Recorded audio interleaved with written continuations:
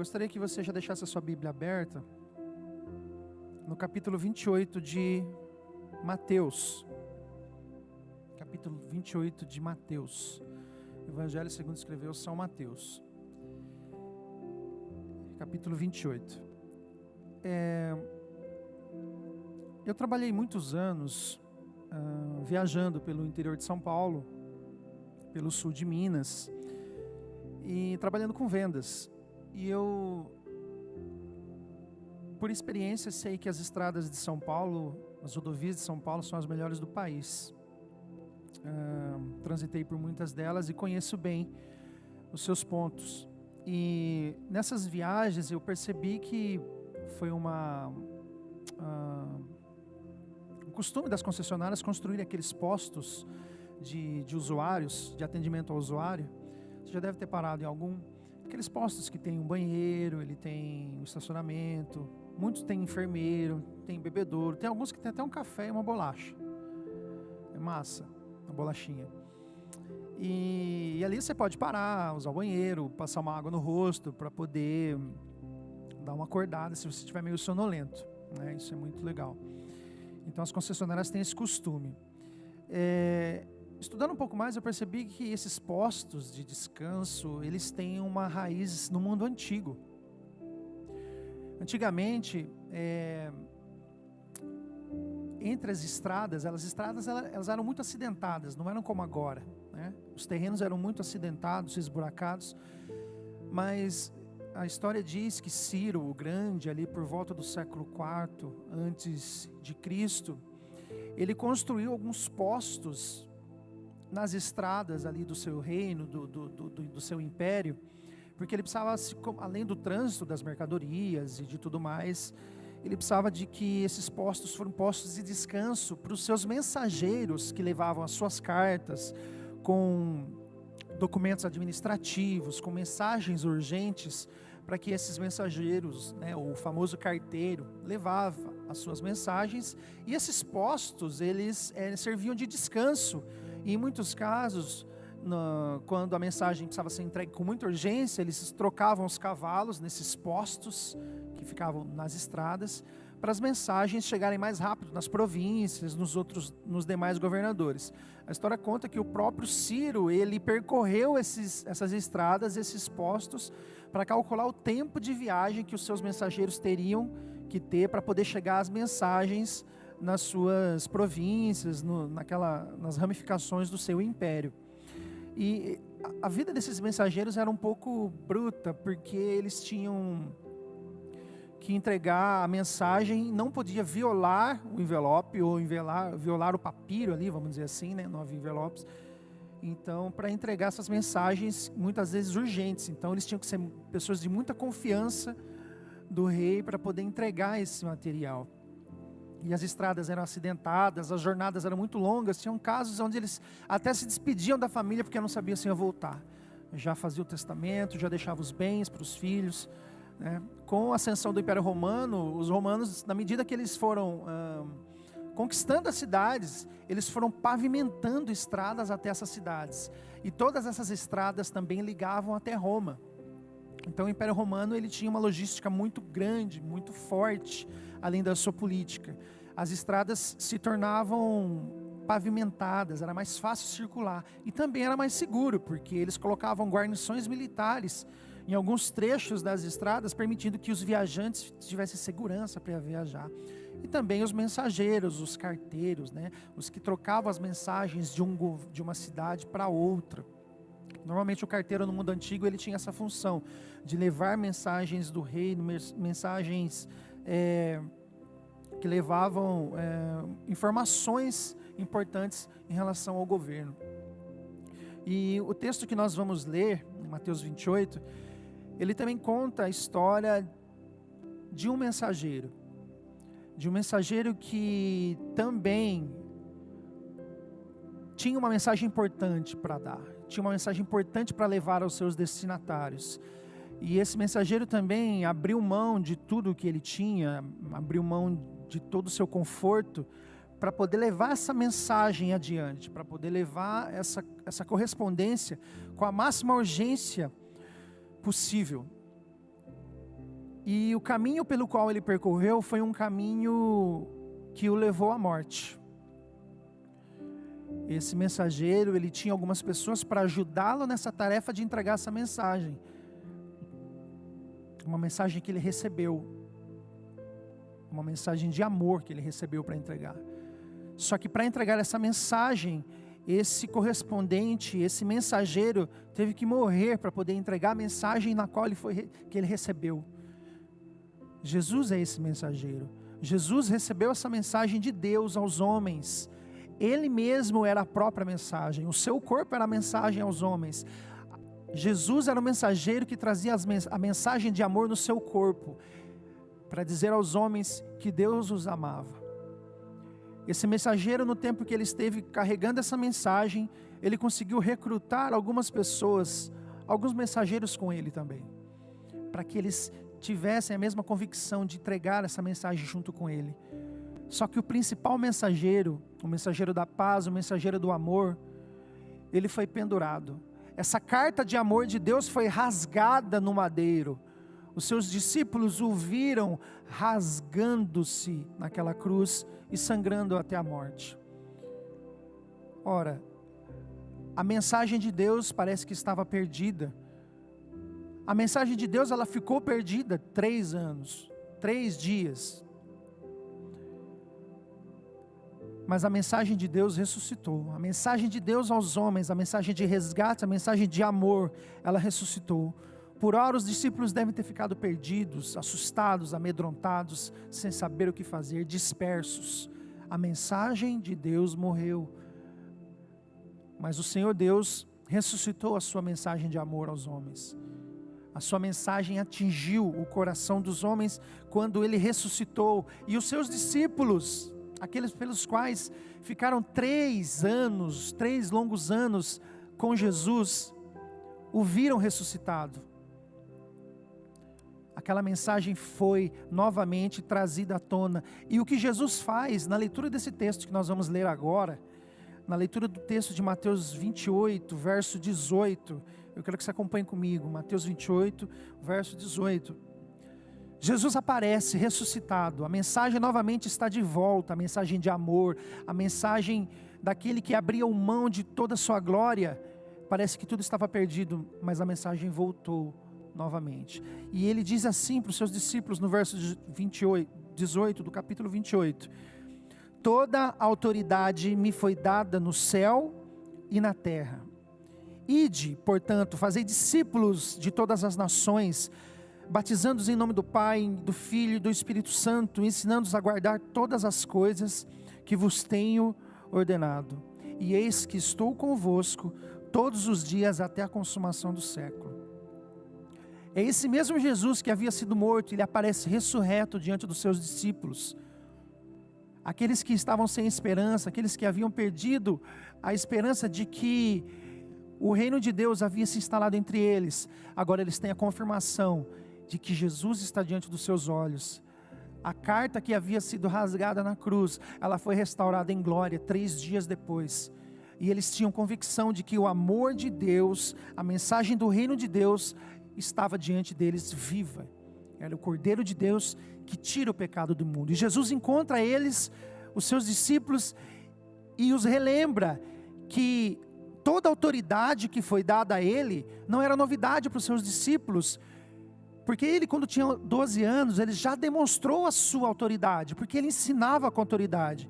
Ele também havia demonstrado autoridade quando ele resistiu à tentação de Satanás. Ele também mostrou a sua autoridade quando ele multiplicou aqueles pães e atendeu à fome daquelas milhares de pessoas. A sua autoridade também havia sido demonstrada quando os leprosos o procuraram e ele os curou. Quando ele tocou no leproso e a lepra não o contaminou, a autoridade dele foi demonstrada naquele momento. A autoridade de Jesus também havia sido demonstrada aos discípulos quando ele expulsou demônios de pessoas perturbadas. O poder dele estava sendo mostrado e a autoridade dele estava sendo mostrada diante deles. Eu tenho poder sobre os demônios, eu tenho poder sobre as doenças, eu tenho toda a autoridade para ensinar, eu tenho autoridade para curar os leprosos, para curar os paralíticos, para devolver a visão aos cegos. E também eu tenho poder e autoridade para dar visão aos cegos e devolver a escuta aos surdos, devolver a audição aos surdos. E eu também tenho toda a autoridade para acalmar todas as tempestades. Eu tenho autoridade para cessar o vento. Eu tenho autoridade para andar por sobre as águas. Toda a autoridade me foi dada. E agora, Jesus, quando aparece para os discípulos, Ele diz assim: eu também tenho autoridade sobre a morte. Toda a autoridade me foi dada, e a morte foi vencida. Eu tenho as chaves do inferno e da morte nas minhas mãos. Eis que eu estou diante de vocês, agora, ressurreto. Todo o poder está nas minhas mãos. Eu sou aquele prometido desde o Antigo Testamento. Eu estou diante de vocês agora. Toda a autoridade me foi dada sobre os céus e sobre a terra. E depois dessa introdução de falar para os discípulos que tudo sobre o universo está sobre a sua tutela, sobre o seu poder, sobre as suas mãos, quando os discípulos veem que realmente Jesus era quem Ele reivindicava ser, Ele emite um mandado, uma ordem para os seus discípulos. Aqueles homens, eles não eram como agora, como os antigos carteiros, pelo qual eu iniciei falando, que eles tinham uma mensagem para levar, e eles não tinham acesso ao conteúdo da mensagem, eles não podiam ler a carta, eles tinham que levar a mensagem. Os discípulos, não, eles viram a própria carta de Deus, e Jesus disse que habitaria no coração deles. Os discípulos tinham conhecimento de causa, eles tinham acesso completo ao conteúdo da carta de Deus. O conteúdo da carta de Deus estava escrito uma única coisa: eu amei vocês de tal maneira que eu enviei o meu Filho unigênito, e todo aquele que nele crê terá a vida eterna. Essa era a mensagem que Jesus, que por 3 anos recrutou, no intensivão de 3 anos, Jesus ensinou aqueles homens a curar, a orar pelos enfermos, a manifestar o reino de Deus na terra. Aquele intensivão foi suficiente para ensiná-los, para discipulá-los. O tema dessa mensagem de hoje é discipulado. O fato de você e eu termos acesso ao Evangelho hoje é justamente porque aqueles 11 apóstolos e posteriormente 12 entenderam a mensagem que Jesus os comissionou. E eles multiplicaram discípulos no primeiro século, que em progressão geométrica foram se multiplicando através das eras, através dos séculos seguintes, e 2000 anos depois, essa mensagem chega até você e até a mim, porque o Senhor disse: vão. Porque o Senhor disse: sacuda essa poeira, tirem essa roupa de luto, porque eu ressuscitei, e vão, sigam em frente, levem a minha mensagem. Muitas pessoas foram mastigadas por feras, queimadas vivas, crucificadas de cabeça para baixo, crucificadas, esfaceladas, enforcadas, para que o Evangelho, para que essa mensagem, o conteúdo dessa carta, que Jesus nos endereçou por meio de Deus Pai, chegasse até você e até mim. A mensagem do vão e façam discípulos. Mateus, ele tem uma peculiaridade diferente de Marcos 16, porque Mateus diz assim, que Jesus, na boca de Jesus diz: vão e façam discípulos. Não é vão e meramente preguem para as pessoas. Vão e façam discípulos. A nossa missão como cristãos não está vinculada meramente ao ID, como foi muito no século passado. O avivamento missionário foi muito grande, muitos missionários foram enviados ao redor do mundo, principalmente pelos americanos. Mas o imperativo do texto não é o ID, o imperativo do texto é: façam discípulos. Vão e façam discípulos, não meramente preguem a eles, mas façam discípulos. Nós vemos que no exemplo de Jesus, ele demorou 3 anos para recrutar 12 e um traiu ele. Nesses 3 anos ele trabalha para recrutar 11 pessoas. E essas 11 pessoas foram suficientes para viralizar o mundo inteiro com o Evangelho de Jesus.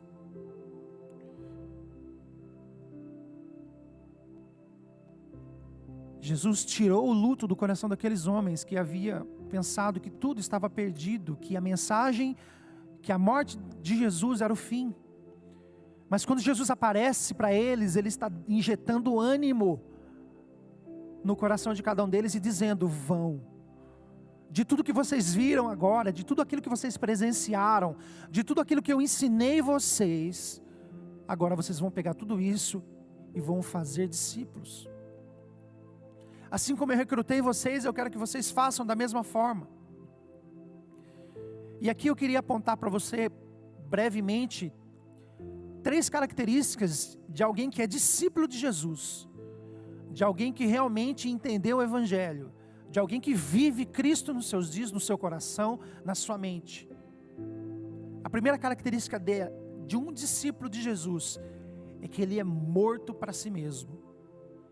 A primeira característica de um discípulo de Jesus é que ele renuncia a si próprio para seguir a Cristo. Aquele que quiser vir após mim, negue-se a si mesmo, tome a sua cruz e siga-me. Esse é o convite de Jesus. Imagina se Jesus pudesse contratar os serviços de um marketing digital, por exemplo. Qual seria o slogan desse folder, dessa propaganda? Venham e morram? Me sigam e sejam enforcados? Me sigam e sejam crucificados? O folheto teria alguém sendo torturado, alguém sendo crucificado? Como seria essa propaganda? O convite de Jesus é um convite desconvidativo do ponto de vista do mundo. Venham e morram. Ele está dizendo que somente alguém que morre para si mesmo é capaz de discipular, é capaz de caminhar com Ele. Somente alguém que abre mão do seu eu, que renuncia às suas vontades, tem requisitos para se tornar o seu discípulo. Jesus teve que morrer para discipular.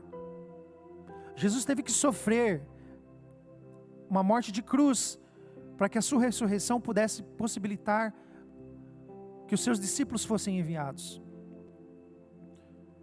E quando você é convidado por Jesus a carregar a sua cruz, por que cargas d'água você acha que vai carregar a sua cruz? É você que vai ser crucificado nela. É as suas vontades que vão morrer na cruz que você vai carregar. A sua cruz não é o seu patrão, a sua cruz não é os seus pais, a sua cruz não é a sua esposa, o seu marido, ou os seus filhos. Você é que precisa morrer. O grão de trigo precisa morrer para então nascer e frutificar. Nós não fomos chamados por Cristo para fazer a nossa vontade. Nós precisamos abrir mão de quem nós somos. Abrir mão daqueles prazeres que eu sei que talvez você tenha guardado. Talvez pecados que você tenha agasalhado e que você acha que talvez ninguém vê, mas o Senhor contempla. E é disso que Jesus está falando. Quando Ele convida: venha-me a mim e me siga, mas você precisa renunciar a você mesmo. A primeira característica daquele que quer seguir a Jesus, ou que se percebe como discípulo de Jesus, é a morte do seu eu, é a morte de você mesmo, é a morte do seu ego, é a morte das suas vontades, é a morte das suas paixões, é o abandono dos seus pecados secretos. Essa é a primeira característica: morte do eu, morte das suas vontades. O Anderson precisa morrer para que uma nova criatura seja gerada, para poder ser chamado de discípulo do Senhor. O segundo ponto que eu gostaria que você observasse comigo: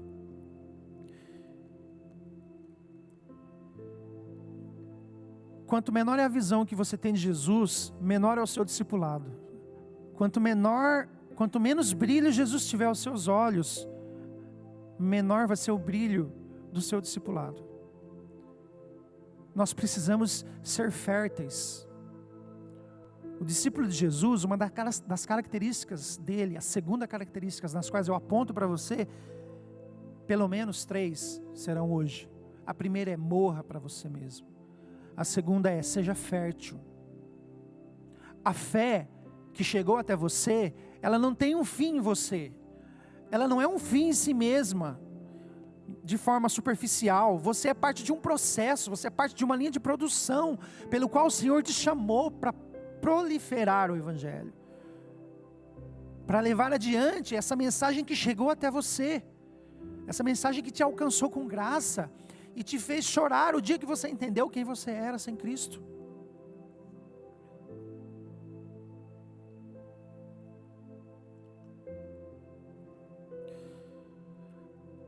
Não são os pastores que geram ovelhas, são as ovelhas que geram ovelhas.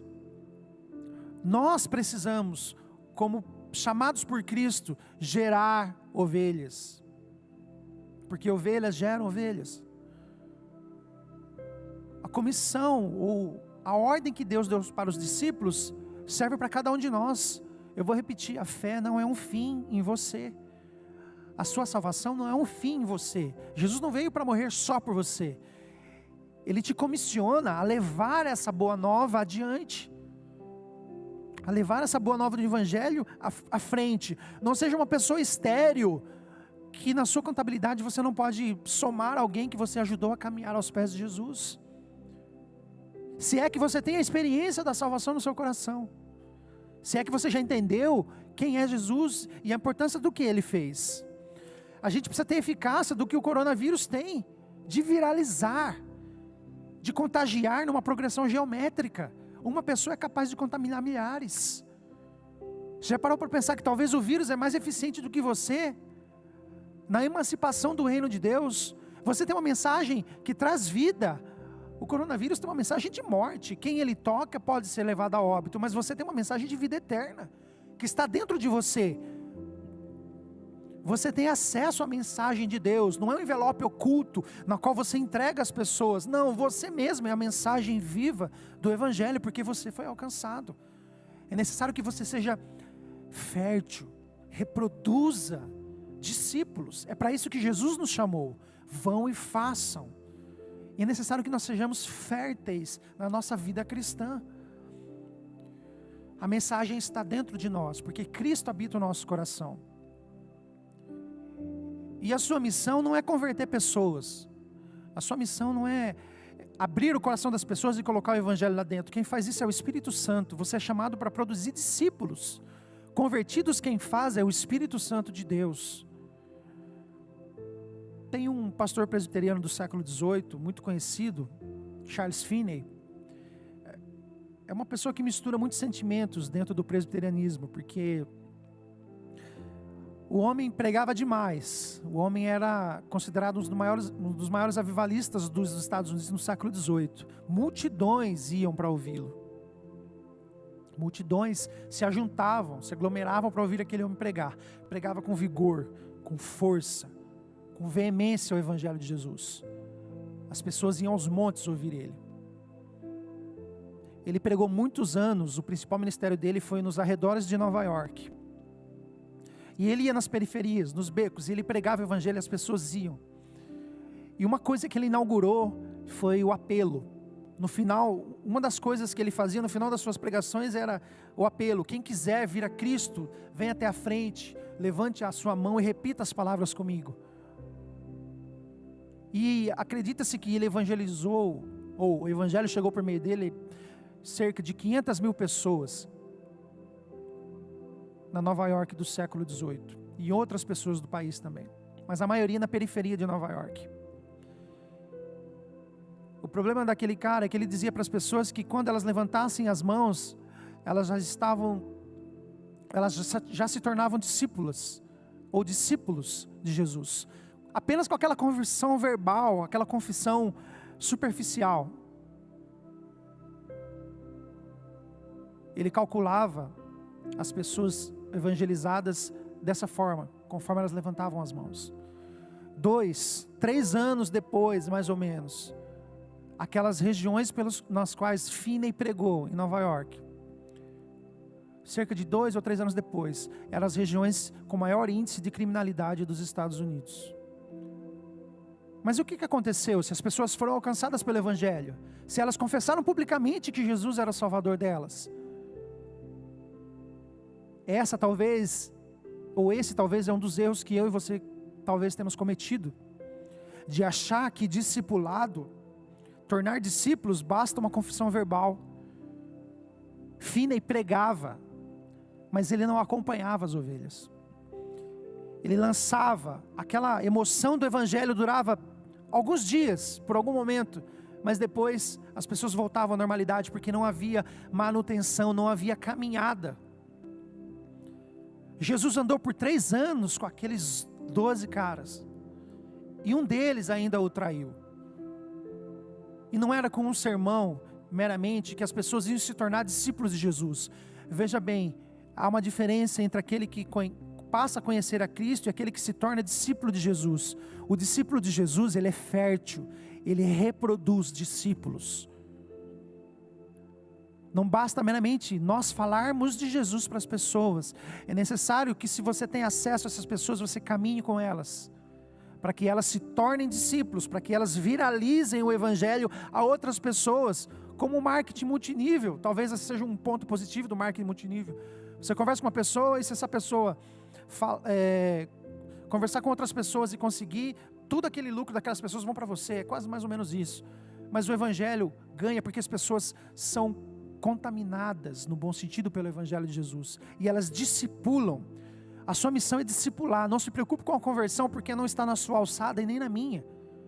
Discipule, caminhe junto com as pessoas. Eu tenho certeza que enquanto eu estou falando aqui, tem pessoas que chegaram na sua mente, nas quais você tem trabalhado, ou que mesmo surgiu alguém agora, na qual você vai começar a trabalhar.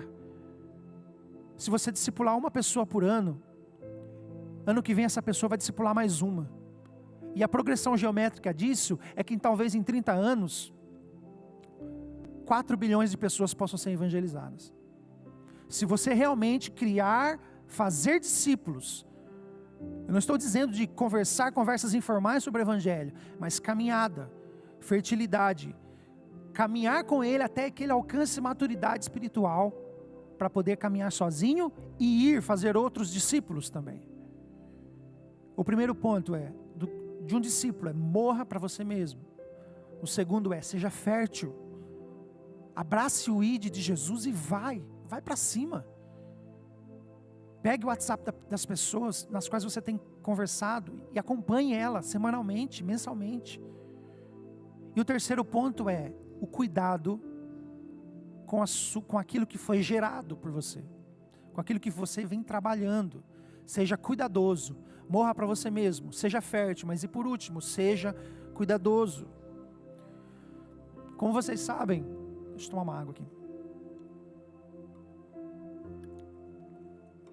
Eu sou pai de um garotinho, tem 7 anos, o Azaf. E ele agora tem 7. Imagina que quando ele tinha 6 meses de idade,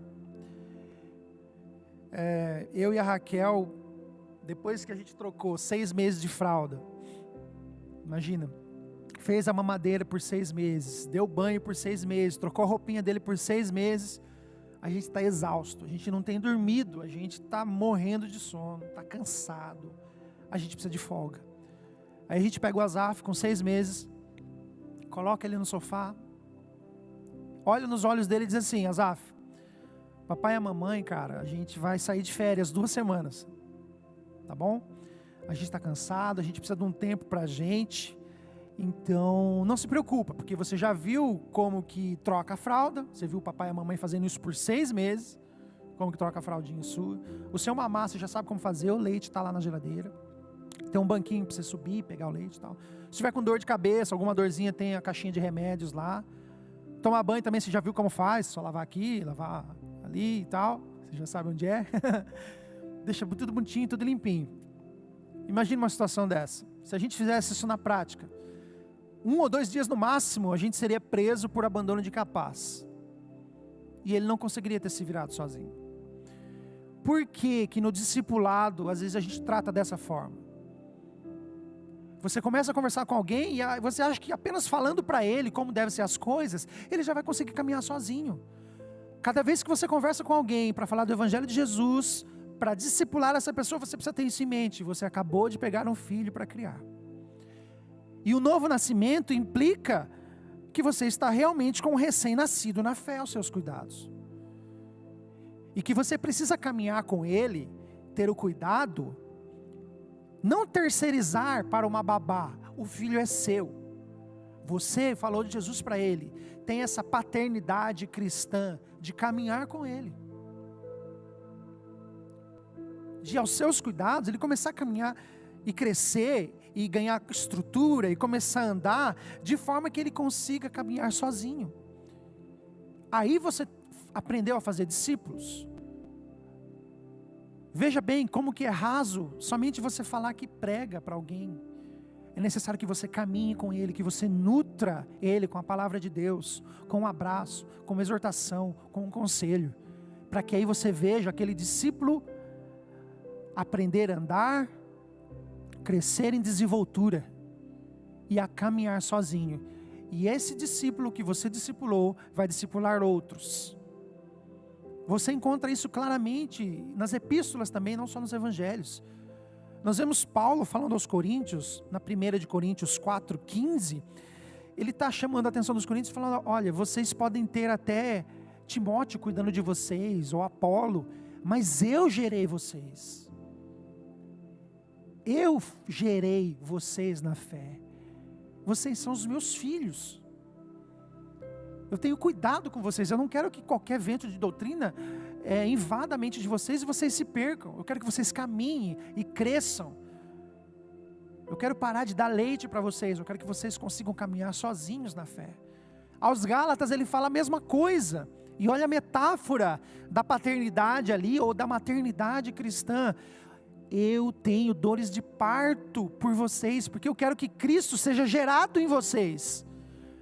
A preocupação nossa como discípulos do Senhor, você que está aqui, você que está em casa, se você é um discípulo do Senhor, você cumpre esse chamado, você gera outros discípulos, você tem dores de parto por esse novo ser que foi trabalhado pelo Espírito Santo, mas você plantou. Essa semente do Evangelho está crescendo e está ganhando corpo. Apadrinhe pessoas, ore por elas, caminhe, cumpra essa ordem que Jesus deu para a gente há 2000 anos, e a igreja tem cumprido ela, de ir e fazer discípulos, de ir, e as gerações dos discípulos que você fizer vão fazer outras gerações, e assim o Evangelho vai continuar crescendo, e alcançando os 4 cantos dessa terra. Jesus está chamando você e eu hoje, depois da semana passada, que nós tivemos uma semana de luto pela sua morte, mas depois comemoramos a sua ressurreição, e agora o que chega para a gente é essa nova situação. Vão e façam discípulos, caminhem com eles, perceba o momento espiritual de conversão na qual eles estão vivendo, e caminhe com eles, e trabalhe para que o Espírito Santo os converta, o Espírito Santo os convença, mas discipule, se engaje, vá para as Escrituras, mergulhe, conheça Cristo, ame a Cristo cada vez mais, de forma que o seu amor seja entregue a essas pessoas, e essas pessoas sejam discipuladas, e que Jesus seja forjado dentro delas, como foi forjado dentro de você. Essa é a palavra do Senhor para você e para mim, hoje, para nós revermos o nosso discipulado, o nosso chamado, e se nosso discipulado não tem sido estéril, infrutífero, improdutivo. A fé que Jesus nos chamou não é uma fé que tem um fim em nós mesmos. É necessário que nós levemos ela adiante, discipulando pessoas, para que essas pessoas discipulem outras pessoas, e a terceira geração discipule a quarta geração, e assim nós temos o fruto do Evangelho, pelo qual nós participamos do processo do discipulado das pessoas. Lembre-se, discipulado não é conversão, discipulado é caminhada, discipulado é relacionamento. Eu queria convidar você para fechar os seus olhos aí onde você pode, e chamar o pastor Newton para fazer essa oração pela gente. Deus abençoe você.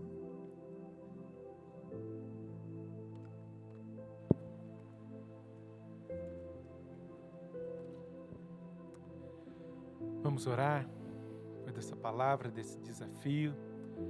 Que Deus possa estar incomodando o seu coração a obedecer à ordem do Senhor Jesus. Vamos orar. Senhor, nós te louvamos e te agradecemos pela tua palavra, viva e poderosa. Nós te louvamos e te agradecemos, ó Pai, porque o Senhor morreu por nós e ressuscitou para nos dar uma viva esperança. Mas também, ó Pai, nos comissionou, nos chamou a ir para fazermos discípulos. Para isso nós devemos morrer para nós mesmos, ó Pai. Sermos frutíferos, fazendo diferença nessa sociedade. E aqui estamos nós, ó Pai, sabendo que o Senhor está conosco todos os dias para cumprir essa missão. Que o Senhor abençoe a tua igreja, que sejamos discípulos, fazedores de discípulos, para que mais e mais pessoas conheçam a graça, conheçam o amor, conheçam, ó Santíssimo Deus, a tua misericórdia e se rendam aos teus pés. Abençoa, Pai, a tua igreja, que nós possamos estar firmes na vocação a que o Senhor fez para cada um de nós irmos fazermos discípulos, na certeza que o Senhor está conosco. Nós te louvamos e te agradecemos por esse momento precioso. Por isso, ó Pai, receba a nossa vida, o nosso coração. Abençoe cada casa, cada lar, cada pessoa que está conectada com a gente, ó Pai. Que a bênção do Senhor que enriquece esteja sobre essa casa, sobre essa vida. Ó Santíssimo Deus, muito obrigado por esse momento. E continue, ó Pai, a falar ao nosso coração e ouça o nosso louvor e a nossa adoração que oferecemos ao Senhor. E fazemos assim em nome de Jesus, o nosso Salvador. Amém.